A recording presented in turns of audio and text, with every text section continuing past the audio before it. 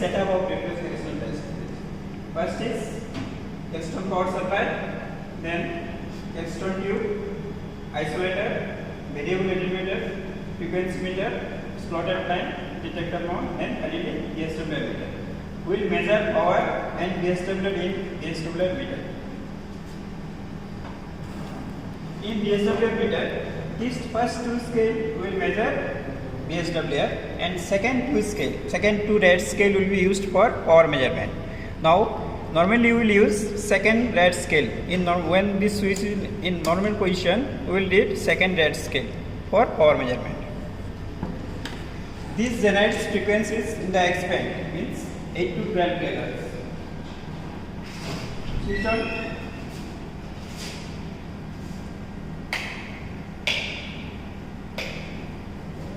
Now, before switching on Calston power supply and VSWR meter, we have to do initial setting. This switch meter select should be in the position HT switch off, beam voltage fully anti-clockwise, regular fully clockwise. Then this modulation switch AM position, amplitude modulation, put it to mid position, then frequency again to mid position. In VSWR meter, set meter selection to normal, range switch to 50 dB, force and fine control knob, mid position. Now, one thing you have to be very careful while taking reading.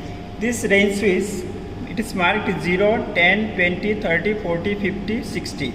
Means when we will put this switch to 10, this will introduce 10 dB attenuation.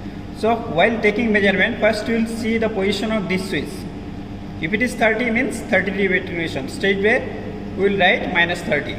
So while taking measurement, first you will see position of this switch, then we will take the reading there. Now switch on Calston power supply. Switch on VSWR meter. Switch on HT switch. Set beam voltage to 220 by using this beam knob.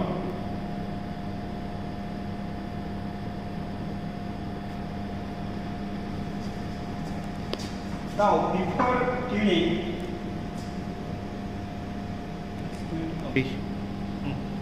now our experiment is to determine power frequency of a witness crystal.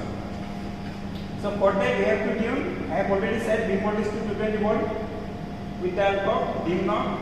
Now we will tune repeller knob for maximum deflection. Means our main motto is, see, scale starts from this power scale starts from 0. This side 1, 2, 3, 4. Means 0 is in the right side. So these all the readings are in left side. So all readings will be negative. Okay. So while taking measurement, so first you will see position of this switch, then whatever reading comes, that will be negative. That I will show you. Now we will tune repeller knob for maximum deflection. Means our main motto is needle should go this side. Before tuning repeller knob, you will see position of this needle. If this needle is out of scale towards extreme right, you have to bring needle within scale. But in this case, needle is already in the left side, so that is not required. Now I am tuning repeller voltage for maximum deflection. Put this switch to REP, then tune repeller knob. See the deflection there.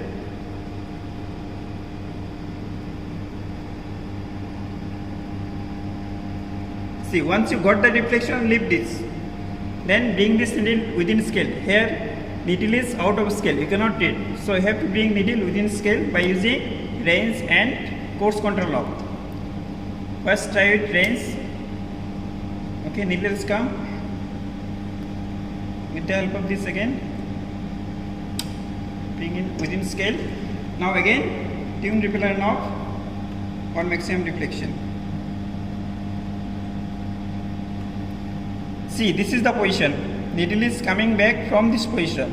From where needle comes back, we have to set there.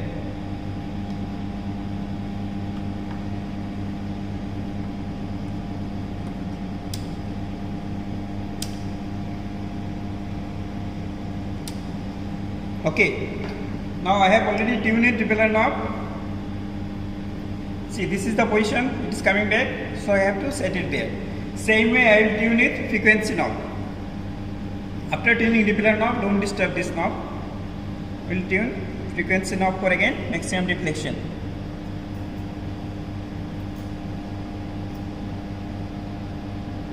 Go other side.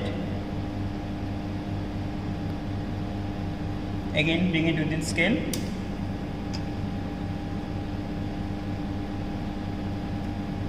See, it is coming back from this point, so I have to set it there.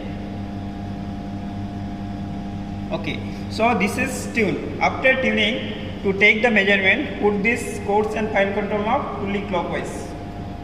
Normally students don't do this, so that's wrong. Now I have to measure power. I told you before measuring this power in the scale, first you will see position of this switch. Position of this switch is in 10. So straight you will write in this table, straight you will write 10 means minus 10. Then we will read in the scale. This second red scale will give your power. So 0, this is this is 1, means it is approximately 0.5. So minus 10 minus 0.5. So power is minus 10.5. Okay. Now we will measure frequency. For frequency measurement, first you will set this needle to 0 by using this two knob. It is almost 0. Anyway, we will make it to 0 by using this two knob. If it is not working, then you vary this variable attenuator to get 0 here.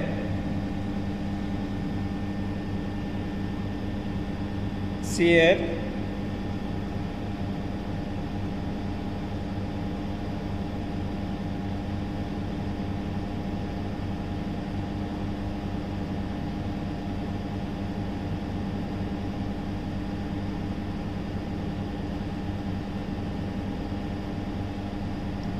It is not coming. Okay, now set it to 0. Now I will rotate this frequency meter. When I will rotate this frequency meter, only at one position needle will come from this to maxima to minima, this side. So I will hold it there and then take the reading. Now rotate this frequency meter and see the deflection there also.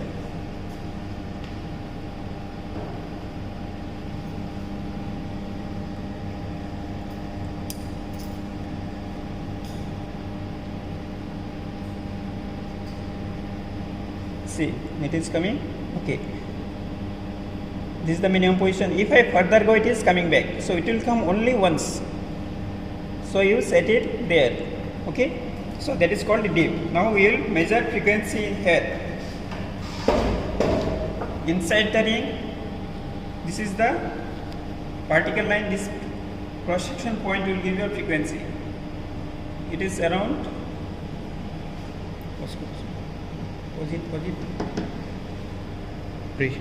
Okay, see, inside the ring, this is the vertical line. This cross section point, intersection point in the lower one will give your frequency. It is around 9.315.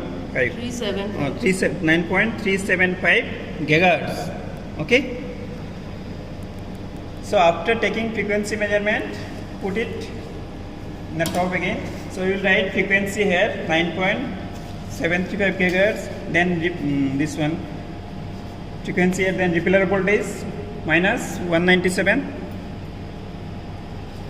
So power we got minus 10 minus 0.05 means minus 10.5.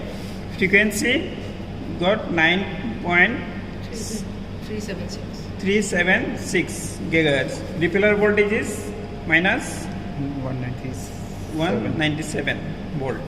Okay.